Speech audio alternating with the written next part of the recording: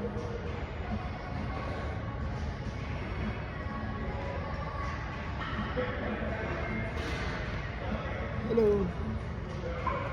Hi guys, may kwento pala ako sa inyo. Kasi kanina, nagda-drive ako eh. Kami nagtrabaho kami ng kasama ko. So, apat kami. Around 8 o'clock. Kasi kagabi, nag-ulan kasi ng snow. So, hindi pa siya na linis yung daan.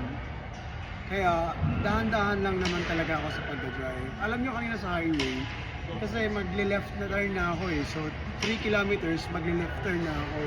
So, syempre, nag-prepare na ako, nasa left na ako. Bigla akong nahulog sa nahulog ako sa linya. So, parang nahirapan akong kabigin siya. Kasi puno ng snow eh. So, nahulog talaga ako sa, kunti lang naman. So, pagkapit ko, talagang umagitna ako. Talagang nag-cross ako dun sa gitna.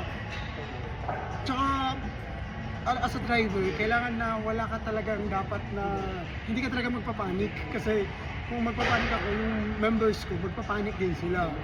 So, yung ginawa ko, kinokontrol ko siya pero hindi ko makontrol, talagang gumanon ako. Buti na lang yung mga lahat, nasa highway kasi ako sa Derpot, lahat ng mga, actually malapit na sila sa akin eh. Parang, hindi ko alam eh, parang lumipad yung espiritu ko na siguro bangga talaga kami nun. Buti na lang, yung mga approaching lahat ng car, nakapag-stop sila. Kasi kung hindi nila nagawang nag-stop dun sa, at saka malapit na lang talaga yung distansya. Kaya nga, blessed pa rin ako. Thankful pa rin ako na walang masamang nangyayari sa amin. Pero yun nga, yung spirit ko parang nawala eh.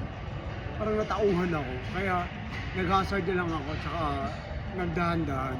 Actually dito naman, pag medyo may snow yung daan, kahit na 100 yung required na na speed limit, wala silang magagawa for safety purposes. At saka hindi ka naman uhulihin kung magdahan-dahan ka kasi for your safety din naman. Unlike pag summer, pag 100 yung requested kilometer per hour sa street na yan, o sa highway na yan, kung pabagal-bagal ka, huhulihin ka talaga. Or yung nakasunod sa'yo, siserbatuhan ka talaga. Pero pag mga snow time, exempted yan. So yun lang guys, na yung na-experience ko na natatakot talaga. Kala ko katapusan na ng mundo. Pero blessed pa rin yun. So until next time, bye-bye.